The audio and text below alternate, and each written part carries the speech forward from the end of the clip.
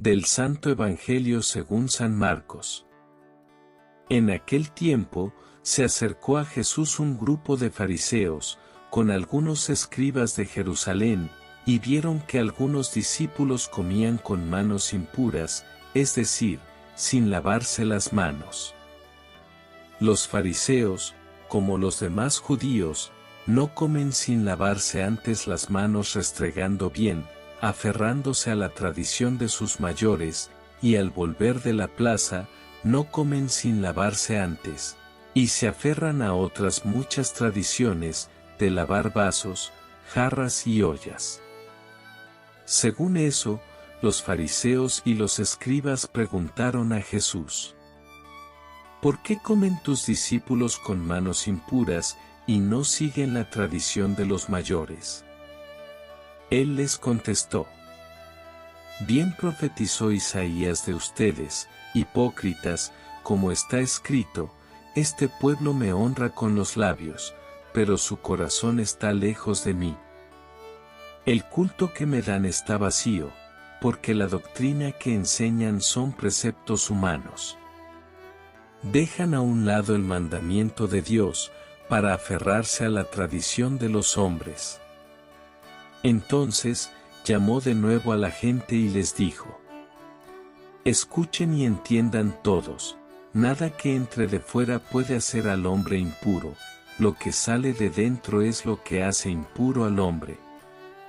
Porque de dentro del corazón del hombre, salen los malos propósitos, las fornicaciones, robos, homicidios, adulterios, codicias, injusticias, fraudes, desenfreno, envidia, difamación, orgullo, frivolidad.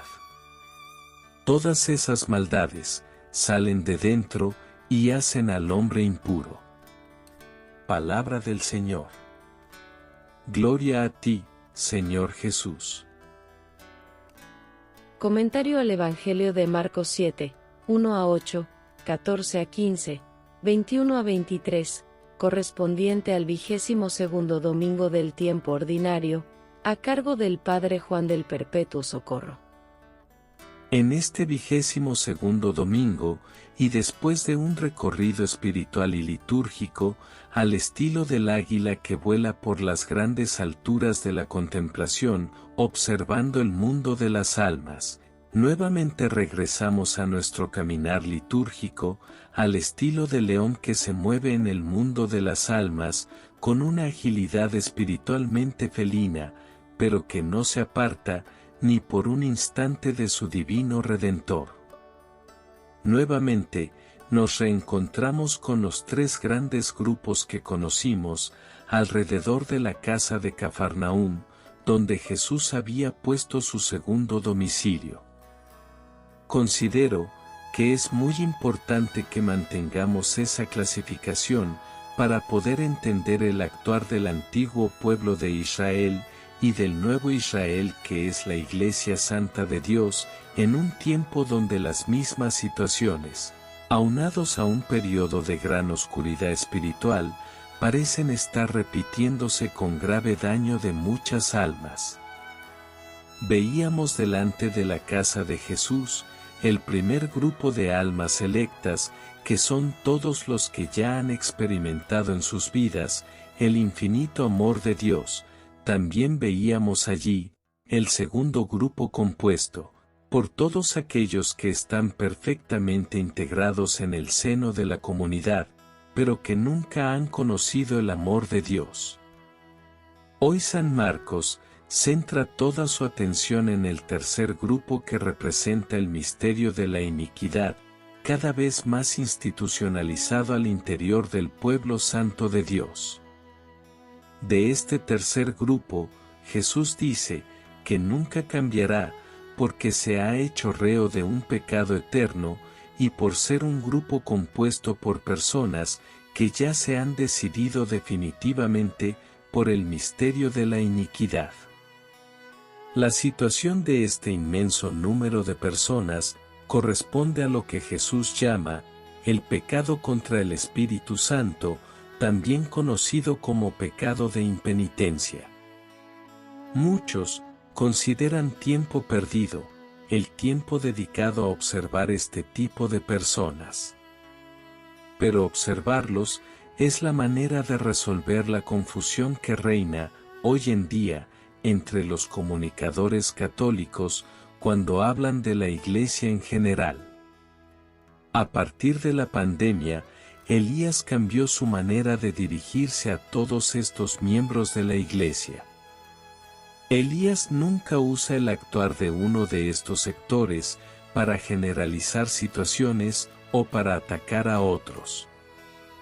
Le hemos escuchado mencionar el aumento del misterio de la iniquidad organizada, cuando dice: les pido oración, porque Satanás es ahora muy fuerte. Oren, porque la paz está en peligro. También, le hemos escuchado pronunciar palabras terribles en contra de este grupo organizado, cuando dice: este mundo está tratando de construir su futuro sin Dios, pero les aseguro que sin Dios no hay futuro. Recordemos cuando echó para abajo proyectos de la religión humanitaria, exhortando a la Iglesia a recuperar usos y costumbres que esa organización había extinguido en muchos lugares del mundo. Tal fue el caso de la costumbre de confesarse frecuentemente, restaurado en enteras regiones de antigua civilización cristiana, al igual que la práctica del ayuno. Fue gracias al incansable esfuerzo de Elías, que en la Iglesia católica se volvió a hablar del tema de las postrimerías, se recuperaron espacios para la adoración y los encuentros juveniles de oración. Fue gracias a la incansable lucha entre Elías y los Baales, impuestos por la cooperación mutua entre el misterio de la iniquidad y la religión humanitaria, como se logró recuperar el significado prevalentemente sacrificial de la celebración eucarística y que la presencia de Jesús Eucaristía volviera a ocupar un puesto central en muchos templos católicos. En el Evangelio de este domingo, Jesús nos enseña que, con las acciones de la religión humanitaria y el misterio de la iniquidad, no se entablan diálogos, sino acciones concretas de rechazo y condena. Al mal se le expulsa, no a través de la lógica de la razón, sino por medio de la oración, el discernimiento orante y la paz del corazón. La otra gran enseñanza de Jesús en este domingo es que cuando se quiere asestar un golpe contundente al poder del mal, jamás se deben pronunciar nombres y apellidos, ni hacer señalamientos específicos. El gran desacierto de la guerra espiritual es hacer señalamientos y agrupaciones partidistas e ideológicas.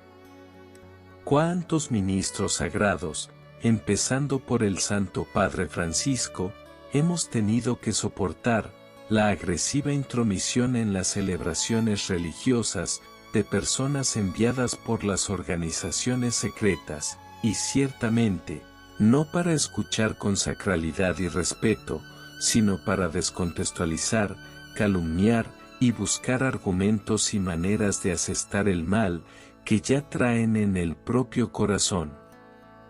Sorprende en la lectura del Evangelio de este día, la manera como los emisarios del misterio de la iniquidad llegan antes que todos para purificarse aisladamente e impedir que a Jesús y a sus acompañantes se les ofrecieran la manera de purificarse.